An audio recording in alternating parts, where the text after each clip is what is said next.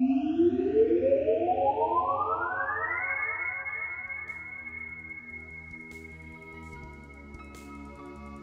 again, today we're gonna talk about encumbrance.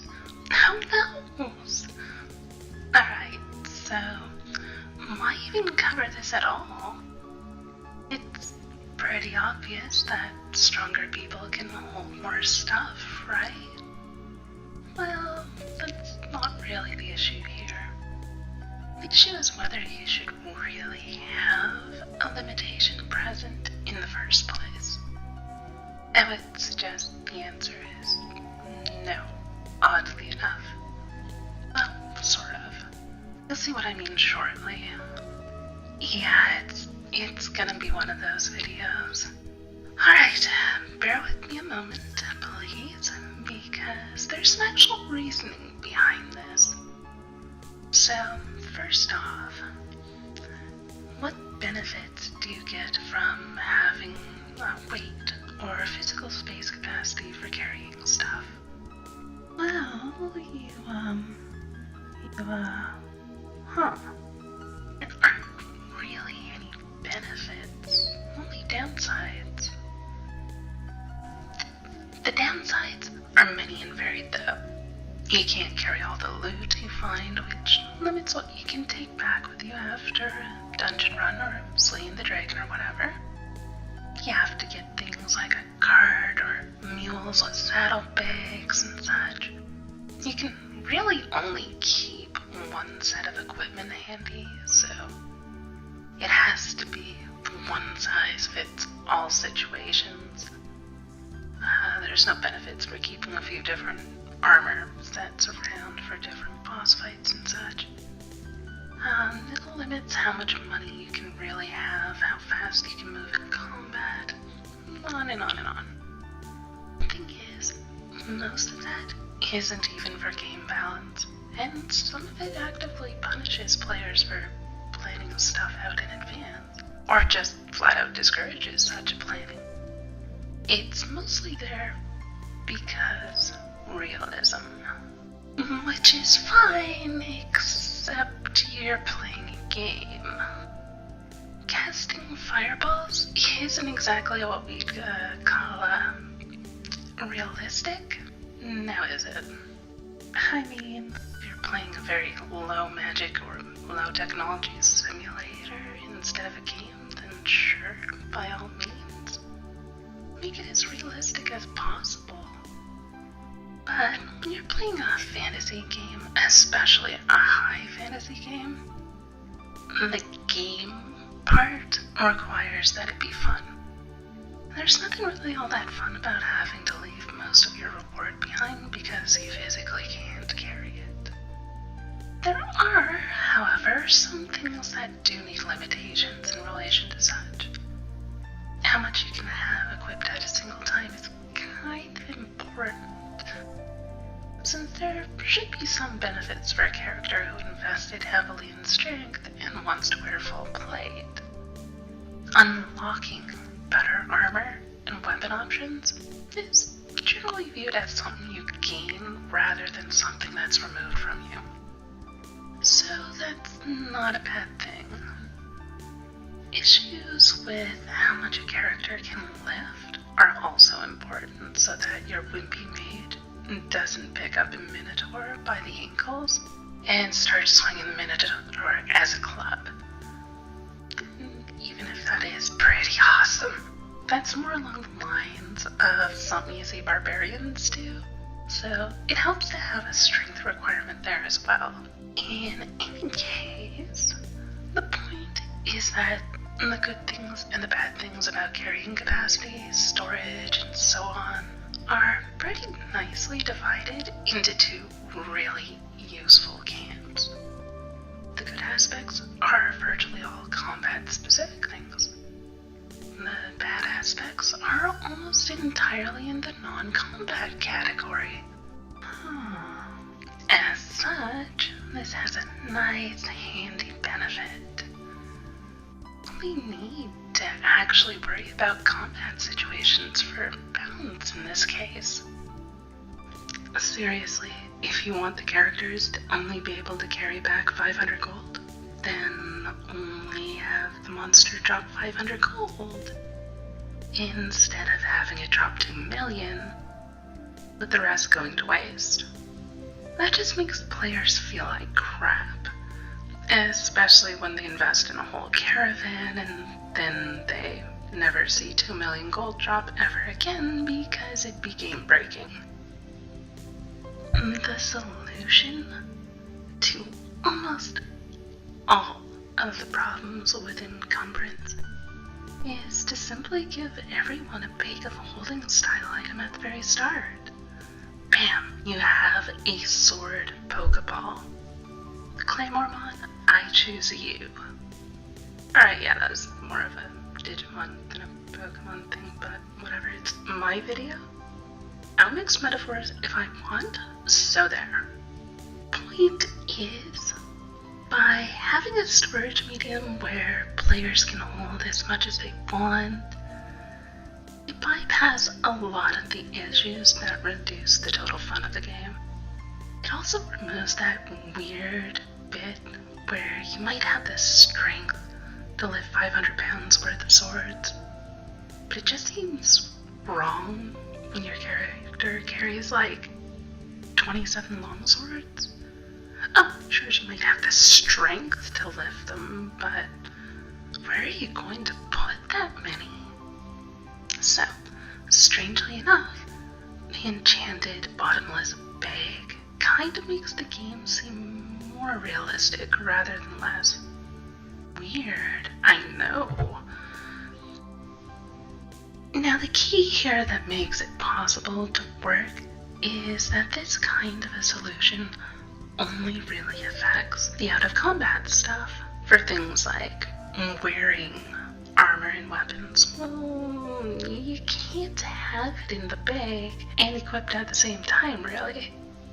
This means your character's strength stat can still be used to regulate how much they can carry at the same time. So yay.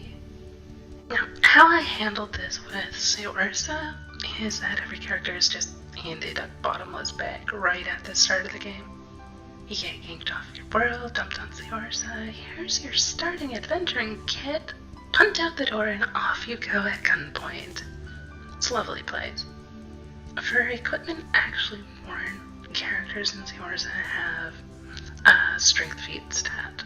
Each piece of equipment you add requires a certain amount of strength to wield it properly and detracts from your total amount. Want a maul? I loves me a good maul. Problem is, they're bloody heavy. That's kind of the point. Well, they don't have a point, which is also the point, since it's the sheer mass that makes them hit so hard. Yeah, whatever. The beauty of this setup is that a character may be able to lift up to 15 strength worth of items. Full plate may cost 12, maul another 8. Oh, you're over the limit. Guess you're going to be crippling yourself now. Not because of the fact that you didn't want to leave the gold reward behind, but because you actively chose to wield weapons and armor that you simply aren't strong enough to carry. This cumulative aspect, rather than just needing 10 strength to wield it all in total, means that you give players choices. The barbarian may really want to carry a two-handed, oversized, colossal greatsword in either hand. Okay, sure, that's pretty awesome actually, but if you're gonna do that, I hope you like the loincloth, cause you ain't wearing plate to go with it. Choices of what do I value more, offense or defense, are good things for players to choose from. Choices of do I throw out all my money or throw out my sword kinda suck. Now that's not the only way to handle it, but it's the one I happen to personally favor. The point is just that out of combat carrying capacity limitations really aren't that fun. They don't bring anything valuable to the game. They only take away from it. Anytime you add something to a game, you have to ask yourself if it adds more fun than it removes. If it just takes fun away and it doesn't really provide anything of value in return, there's really no reason to add it. Even when it comes to balance, you want to be careful to make sure that such things are implemented in a way that feels fun. In the above example, one character may take the loincloth and 2 giant swords. The next may take a heavy shield and armor, but smaller, more, sane weapon. Gives the advantage to the designer, as well of being able to have the weight of a weapon make a big difference in how valuable it is. And the same thing for armor. Having another reason for why players would want to use one item over another, besides just it's too expensive or arbitrary spell failure. It's kind of nice in that you give players choices. The mage can wear heavy armor, then again that means having high strength, which means less something else. For physical defense means less offense from spells, and may also mean less magical defense. That's a decision the player should be able to make if they so want. The options presented don't all have to be ideal. In fact, options that are out-of-combat decisions, like equipment, or which spell to learn, or stuff like that, should be options that are relatively equal in total net value. There shouldn't be a clear winner most of the time, since players can think about it between sessions and plan stuff out if they want to. If they have an idea about what they want to do, they can do so. But there will be pros and cons, and that's good. In combat, however, decisions should be quick and easy to make. An option should simply be ideal in most cases. Maybe 2 of similar value. Do I cripple the big bad guy, or one-shot one of the little tiny minions? That's about the most complex an in-combat decision should be, because you don't want the player holding up the whole game while they try to think about what it is they want to do. Anyway, I digress. Was a little bit of a tangent, but it's a good one to cover. Anytime you can give players more options out of combat, it's usually a good idea, as long as you don't overwhelm yourself with things being so complex that no one wants to deal with it and you can't possibly balance it. If it's a fairly simple setup, it's usually worth it to give yourself, as a designer, more points that you can tweak for balance. Having the attack speed of a weapon, the damage, the weight, the damage type, and combat style all allow for me, for example, to make sure each weapon is distinct and different from other weapons, even if they're similar in some other manner. A claymore in Saorsa is completely different from a rapier in how it feels and how it's used in combat, despite both being swords. Wasn't I supposed to be digressing? Well, I'm doing that now, I guess. Right, so back to carrying capacity. Really, the biggest thing about carrying capacity is that you limit players from picking up a trait and swinging it around, unless they invest that much strength and really think it'll be worth doing. Personally, I'm in the camp of letting a character do that if they're willing to make some sacrifices to do so. So long as it helps you balance the game more and it lets players do fun stuff, it's it's probably okay to regulate how much they can do at a given time, so that it doesn't become all samey. Like, you want your mage to feel different from your big brute of a barbarian, and having the mage not be able to lift as much in combat is generally a good way to do so.